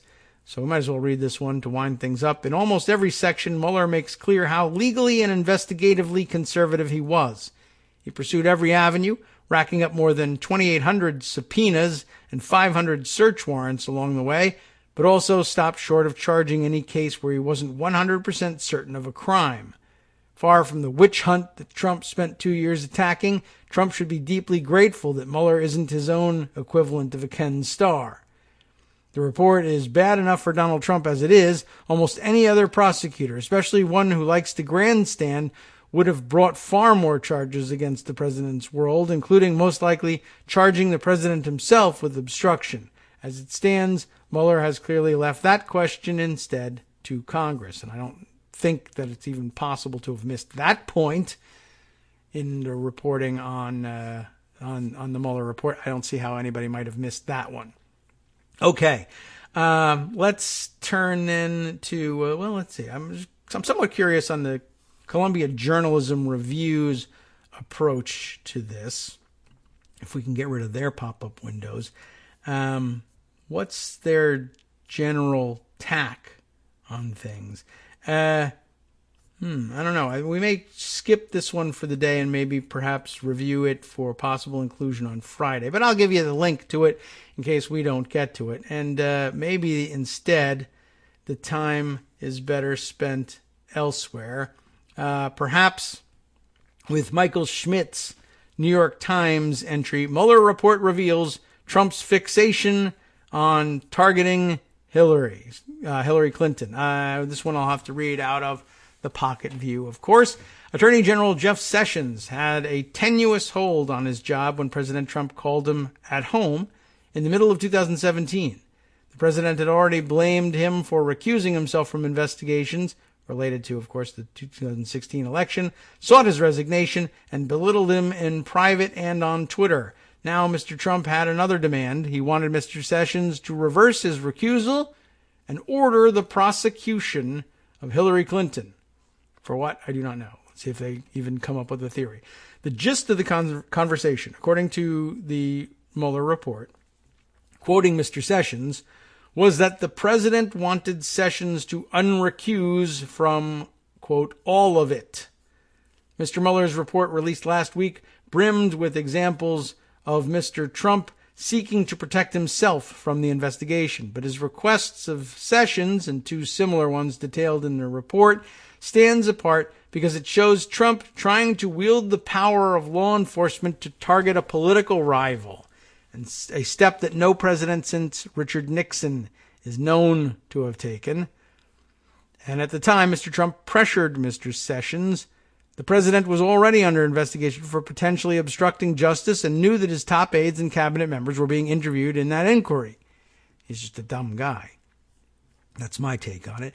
Mr. Trump wanted Mrs. Clinton investigated for her use of a private email server to conduct government business while Secretary of State, the report said, even though investigators had examined her conduct and declined to bring charges in a case closed in 2016. I think he just fundamentally doesn't understand prosecutorial discretion and doesn't think they made the right choice, and of course has no real understanding of the implications of allowing a president to order the prosecution of a case, whether prosecutors believe in the case or not.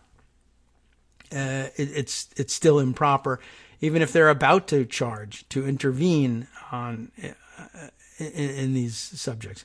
No evidence has emerged that Sessions ever ordered the case reopened, because everybody ignores the president's orders despite his insistence to the contrary. Like many of Trump's aides, as laid out in the report and other accounts, Sessions instead declined to act, preventing Trump from crossing a line that might have imperiled his presidency. Instead, Sessions asked a Justice Department official in November of 2017 to review claims by the president and his allies about Mrs. Clinton and the FBI's handling of the investigation into ties between Trump's campaign and Russia. The department's inspector general had already been scrutinizing the issues and painted a harsh portrait of the Bureau in a report last year, but found no evidence that politics had influenced the decision not to prosecute Clinton. It was unclear what effect the disclosures about Trump's discussions with Sessions could have on the president as House Democrats consider whether to move forward with impeachment hearings. Prosecutors, defense lawyers, and legal experts largely agree that in the justice system, it is worse for innocent people to be prosecuted and jailed, thus deprived of their freedom, than for a guilty person to go free. The loss of a case that should have been brought is never as bad as the harm of a case that shouldn't have been brought, said Samuel Buell, a professor of law at Duke University. The report gave a detailed account of Trump's bids to wield power. 9 months into office, in October of 2017, he reminded Sessions in a private meeting that he believed the Justice Department was failing to investigate people who truly deserved scrutiny, and mentioned Mrs. Clinton's emails. 2 days later, Trump repeated his desires publicly, accusing law enforcement officials in a pair of tweets of a fix in the Clinton inquiry and asking, "Where is Justice Department?" A month later, Sessions found a way to satisfy Trump's demands without opening a new investigation into Clinton. He told Congress that he had asked the United States Attorney in Utah, John W. Huber, to examine the allegations Mr. Trump and his allies made about Mrs. Clinton and the FBI. No charges have arisen from that examination, which is continuing. But Trump wanted more. He pulled Sessions aside after a cabinet meeting in December 2017 and again suggested that Sessions could unrecuse, according to the report. A White House aide who witnessed the encounter believed Trump was talking about the since-closed Clinton investigation and the open Russia inquiry. "I don't know if you could unrecuse yourself," Mr. Trump told Mr. Sessions, according to notes taken by the aide, Rob Porter. Taking more notes. "You'd be a hero. Not telling you to do anything." Boy. Okay, good job being delicate about that. Noting that Alan Dershowitz, a prominent lawyer and informal advisor to Trump, said that Trump had the power to order an investigation, the president took pains to suggest he was not trying to influence the attorney general. That's obstruction of obstruction. Okay. "I don't want to get involved. I'm not going to get involved," the president said, according to Mr. Porter's notes. "I'm not going to do anything or direct you to do anything. I just want to be treated fairly." And I guess feels that he's not. Sessions replied that he was taking steps and had a new leadership team in place at the FBI. "Professionals. They'll operate according to the law," Mr. Porter wrote in his notes, according to the special counsel's office. By trying to have Mrs. Clinton prosecuted, Trump was following through on a campaign promise. At rallies, he often stood on stage denouncing her as crowds chanted, "Lock her up." This reeks of a typical practice in authoritarian regimes where whoever attains power, they don't just take power peacefully, but they punish and jail their opponents, said Matthew Dallek, a political historian and professor at George Washington University. The report chronicled how Sessions further fell out of favor with Trump after he declined to commit to prosecuting Clinton or to resume control of the Russia inquiry. Trump mixed private arm twisting with the bully pulpit of his Twitter account until he forced Mr. Sessions out in November.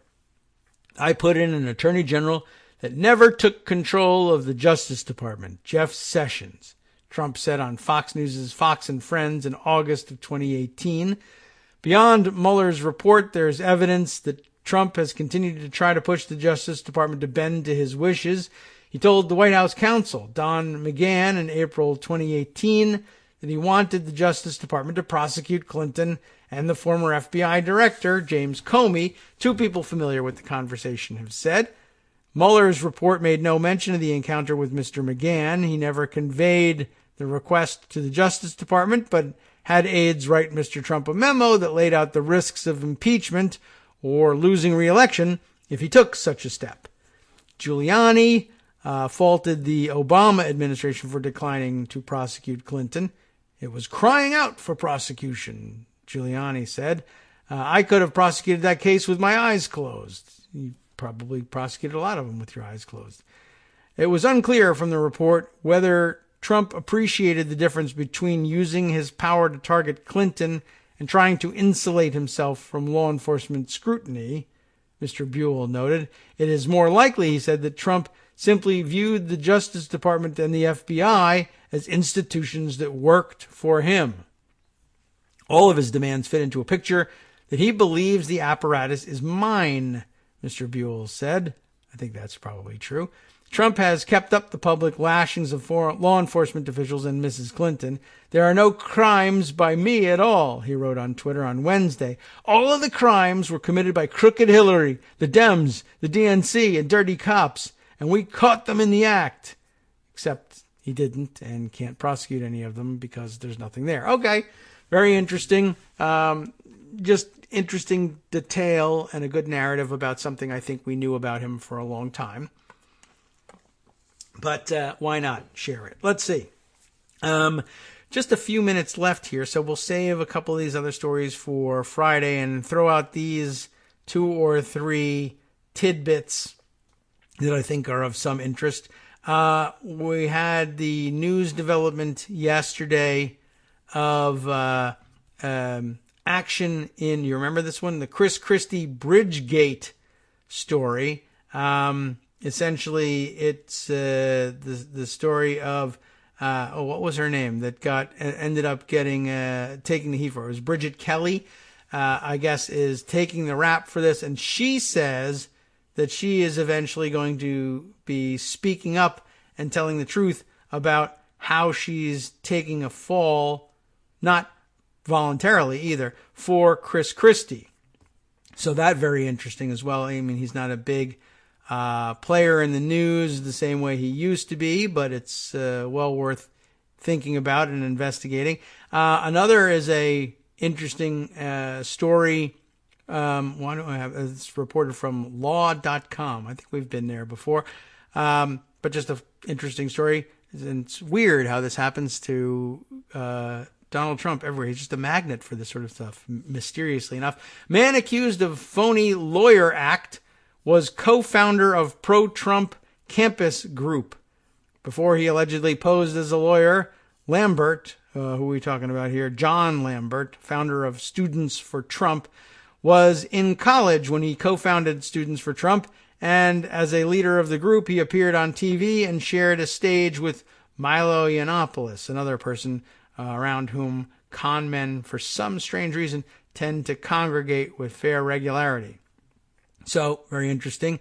We'll see whether there's more detail about that story available in the future, but just another interesting note about con men looking to grift off of the campaign, and they all somehow find their way to Donald Trump's side in all of this. And let's see. Last thing we might be able to fit in here. No, I think those are probably the 2 quick ones that we can get in there. And we'll be back, of course, on the story tomorrow. Oh, actually, there is something else that we'll probably give greater attention to in the days to come, but just to raise your awareness of it. J.J. McNabb, the reporter, she considers herself a reporter or an academic investigator and all this, but following the militia issues all over the country, not just the weird border militias that are kidnapping people that I still don't think I know the answer to the question of what did they do with the people they were detaining. I think that's an important question. But J.J. McNabb noting the dangerous embrace of the militia movement by Republican politicians on the state level, in particular several Idaho state elected officials in the spotlight in this one, taking photos, posing with militia members flashing their militia gang signs, which bear a striking similarity, it appears, to the old OK sign, but appear to be being offered up instead backhandedly and in support of what they call themselves the real 3%ers. As a captured video shared by the real 3%ers of Idaho shows them with Lieutenant Governor Janice McGeachin, an Idaho Falls resident, administering an impromptu oath to attendees of the rally. She noted that in her time as lieutenant governor, she administered similar oaths to Idaho senators. But this is real interesting. She administered an oath not from the oath of office given to elected individuals, but specifically a different one, an abridged form of the oath outlined in Idaho Code 46-202. That is to say, the oath given to members of the state militia, the Idaho National Guard. She's actually at events giving this sort of legitimacy to wacko, conspiracy theory-minded and violent and overarmed militia movement people instead. I think perhaps a distinction ought to be drawn between the two of them. Okay, time to hand things over to Justice Putnam for the West Coast Cookbook and Speakeasy. I bet you can imagine what they'll be talking about on the program. And let's see whether we can add a few stories after this little break that'll give you an idea of what else is From Daily Kos Radio on networksradio.com. You have been listening to the Kagro in the Morning Show with David Waldman. How about this? How about a measles update? U.S. measles cases hit the highest level since the virus was declared eradicated in 2000. And unexpected rainfall revives Iraq's historic marshlands after Saddam drained them during the first Gulf War. So I guess maybe good environmental news after the fact for Iraq. Next.